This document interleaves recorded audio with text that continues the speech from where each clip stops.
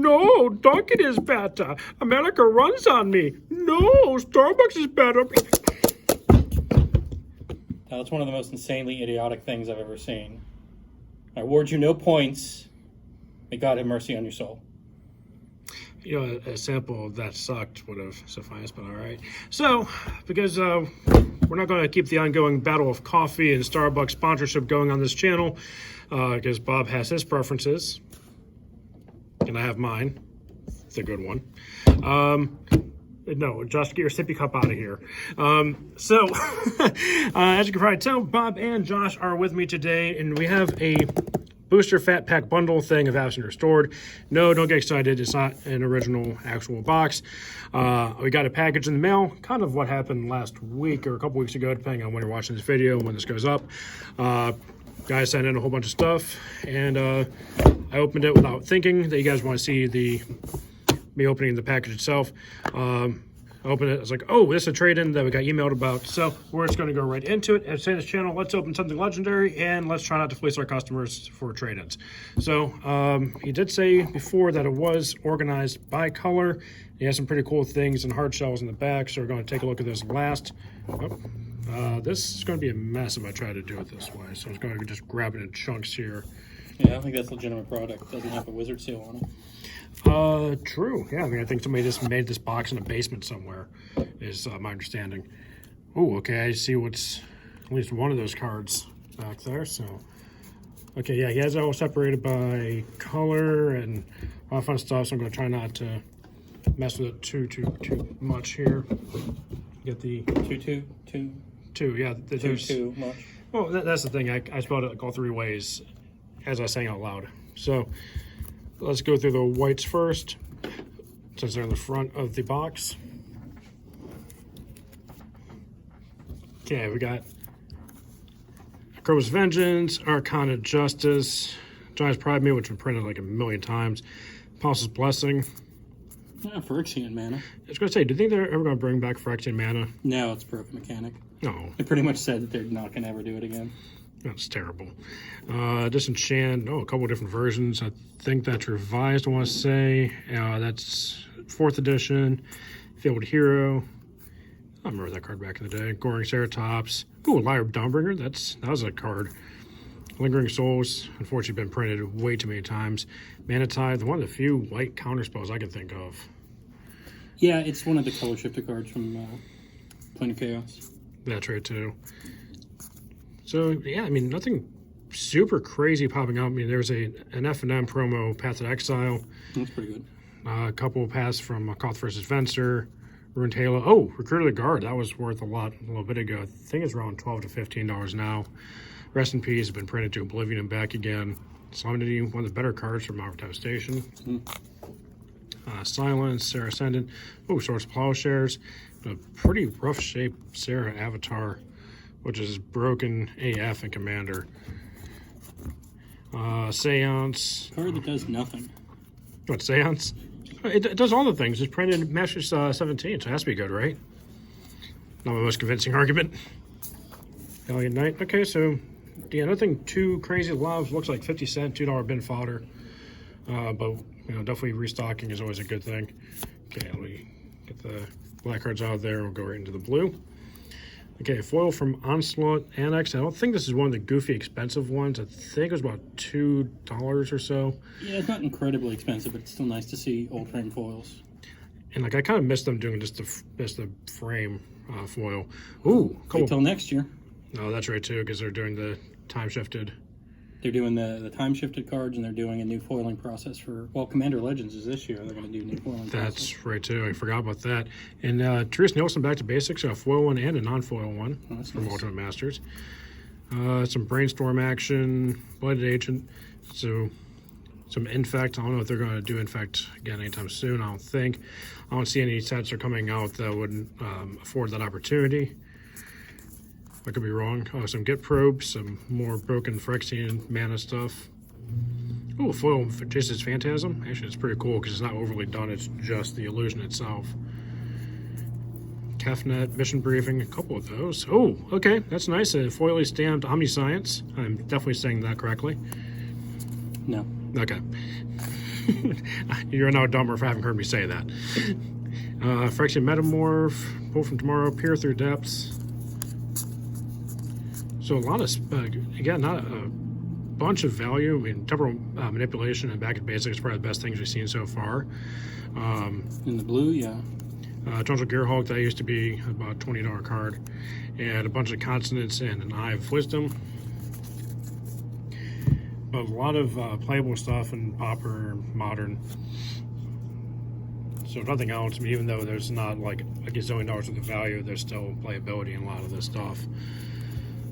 Aquos Demon, Brittle Horde Chief, Bridge and Below. Is that still worth anything? It was, then it wasn't, then it was, then it wasn't. It was Legends. Yeah. Well, these are time shifted, or and then there's looks like an Italian Darkness from Legends. It's a completely in color pie card, Black Fog. That's before they actually said color pie matters. Demonic Tutor from Ultimate Masters and Entomb. Those are both two nice cards. Yeah. And then Extirpate. Playset, that's nice. Eater of Hope. Goryo's Vengeance. That's also a pretty nice hit there. Inquisition of Kozilek. Languish. That card is worth a lot. Not like a lot, but considering from Magic Origins at the time is... When it was standard legal, it was like one of the go-to answers against aggro decks. Nice finale. Oh, okay. That's a nice little hit there with Liliana. It's your last hope for value. Yeah. Jeez. And a foil Masterful Ninja. Okay. $10 to anyone who can see the ninja in this picture.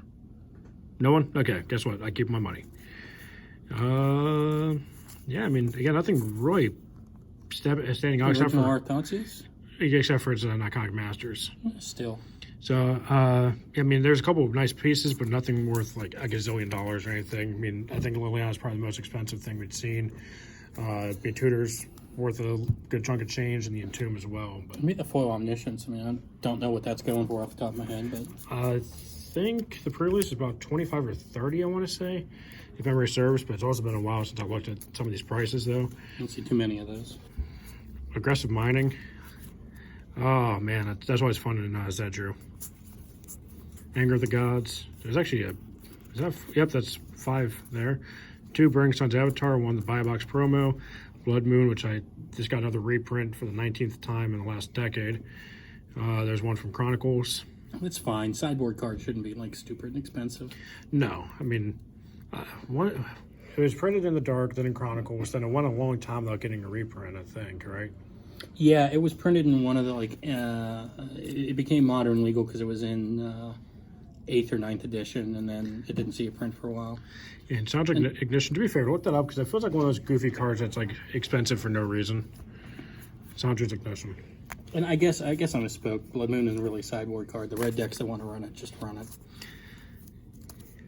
Oh, Goblin Guide, there's a Grape Shot. Grenzo, Havoc Razor, I think that's worth about 10, 15. Ignition's about... You look at the pre-release one? Okay. Hammer of Bogarden foil. That's from $9. Really? Yeah. Oh, that's the buy list price. Listed median's like 15. Okay, that's wow. Okay. Incendiary Command. One job. Critical Mob Boss, Lightning Bolt. A couple of those. I always use those. Worth about $2, but they always sell when they're here. Foil Magma Phoenix. Another example of them overfoiling. If they had just done just the Phoenix itself, it would have looked really cool. Bayesian Mortars, Molten Rain foil. The other half of the Eye of whatever the blue one is from Battle Bond. Pass and Flame, Power Magic Ascension, which has lost a little bit of value since it's been reprinted in Sandra Spellbook. Past and Flame. Oh, that's a mythic from Astro. Forgot about that. Rekindling Phoenix, Rift Bolt, Risk Factor, Satyr Fire Dancer. So, the original art, Rift Bolt. Which set was that one from? Was that a reprint one? It's from the Times, one of the Times Powers. Oh yeah. Oh, that's a pretty cool. I never really noticed it. Probably see that in Times Power Remastered. Maybe. Hopefully. I mean, I don't see why they wouldn't. Okay, let's go through the green stuff. A couple of legendary creatures. I mean, that's kind of cool. Enchantment creatures. Back to Nature. Oops. Making a mess here. Blossoming Defense. Playset those. That was worth a couple bucks in its day. A nice card and standard.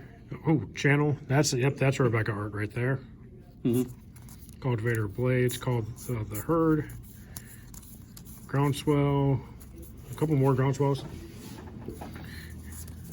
Let's see. A couple of Life from the Loams. Neogenic Growth. That's more Phyrexian Mana right there. Might of Volcrossa.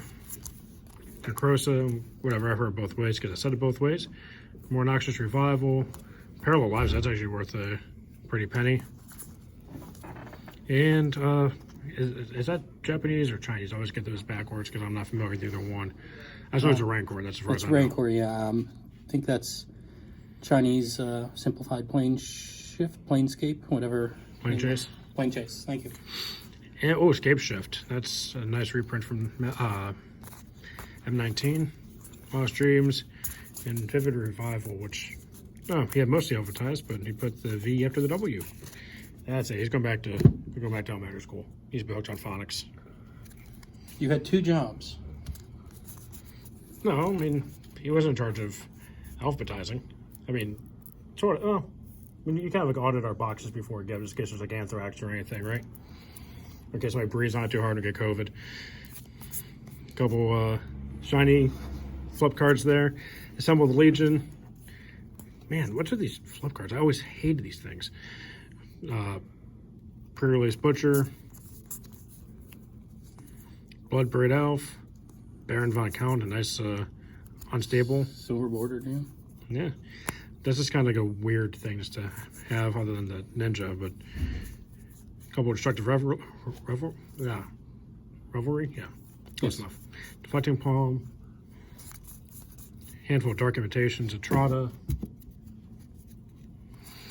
Fathom Feeder. Man, that card gave me some problems during Standard in its day. Gaddock Teague. Yeah, nothing really popping out here. Looks like a lot of bulk stuff. Oh, okay, there's Nicol Bolas, one of the least expensive iterations of it. Omnath, that's actually worth a good bit now. One of the most expensive cards from BFZ, which is not really saying much of anything. 1,000 Year Storm actually spiked up in value somewhat recently. And there's Jared the Enchanter. Not worth a lot, but still is a tier 1 commander these days. Yep. Okay. Foil all with dust, that's pretty good. Oh, yeah. From Ultimate Masters. Got a Conduit of Ruin. Okay. Got Chalice of the Void. That's a nice low hit there. Yeah. Deadlock Trap, Desolation Twin, Tower, Elixir. Oops. Dropping the Elixir, spilling it all over the place. You had 1 job. Yes. Endless One, Expedition Map. Oh, Engineered Explosives. Nice. It's gone down a little bit, but still. Yeah, I mean, you're never sad to see it, though. And is that a Karn? Yep, that's a Karn. Just got another reprint in Double Masters. And Mox Amber, I'm actually kind of more excited to see those since we don't have a whole lot of those in stock in the moment. Those went up pretty good. Oh, yeah. Tormod's Crypt just got reprinted in 21, so those went down. Yeah, Torpor Orb's pretty cool, and Tooth of Ramos, so I don't remember if that's actually worth anything, but it's a little bit older. It's from Arcadian Mask, so probably isn't worth more than like maybe $1 or $2. Okay, we'll go through the lands and we'll look at the cool stuff in the hard shells. Get those off camera so you guys don't get excited and get ahead of me here. Alien Encampment, Cavern of Souls. Jeez. Gripping Tar Pit. Some John Catacombs. Ooh, the pre-release Endless Sands. I'm pretty sure if I saw that from a pre-release thing, I'd probably just take my box going home and cried. Fed Pools. Where you get blind because the whole thing is foiled. Yeah. Overgrown Tomb. Goes use more shocks. Repound Crag. Sacred Foundry. These are probably going to go up even more so. Oh, foil. We'll go up more in value. That's a whole bunch of different artworks for Stomping Ground there. Yeah, that's a Guild Pact one, Gate Crash, and a Ravnica Allegiance. Nice. So 3 different styles there. Spark Rough Canal. But yeah, I think those are all going to go up after they rotate out here with the release of Zendikar Rising. Thespian Stage. Always going to be about $5-10. And a couple fetch lands. We'll take a couple Windswept Heaths. Okay, let's see what's in the really cool stuff pile here. And speaking of shock lands, there's Sacred Foundry. Okay, that's kind of a weird thing to have in a case. It's a foil Inquisition, but all right. Scorpion God. I actually hated the invocations just because of the text, which I think is a problem that a lot of people had with it. I can't read them. Hangerback walker. Another stomping grounds. Actually, I have 4 different style stomping grounds in this video. That's kind of cool. Full placement. And I got the Sad Robot, Arcbound Ravager, Manivold. Okay, that's the full box topper Manivold there. And Arid Mesa Expeditions. And I got Hazaret the Fervent, I think, or a squiggly line, circular diamond thing, squiggly line. And I got the Gauss Shrine. Sort of fire and ice invention. That's really snazzy. And a pithing needle. Okay, you think to put the Sword of Fire and Ice behind the pithing needle to close off something really cool. But, all right, thank you again, guys, for tuning in, liking, commenting, subscribing, hitting the little bell icon to get notified when we pump out aggressively mediocre content. And you guys have any parting words or thoughts on this collection before I send a PayPal check for 18 cents to this customer? No, I think you did good. Yeah. Okay, Josh, that was not enthusiastic. So you had 3 jobs. One of them was not enthusiastic, and you had to drop the ball, man. That's it. All right, I'm fired. Yeah, okay, you knew it. Okay, there you go. Congratulations. You guys witnessed Josh temporarily getting fired. He'll get hired back off camera. Maybe. Stay tuned.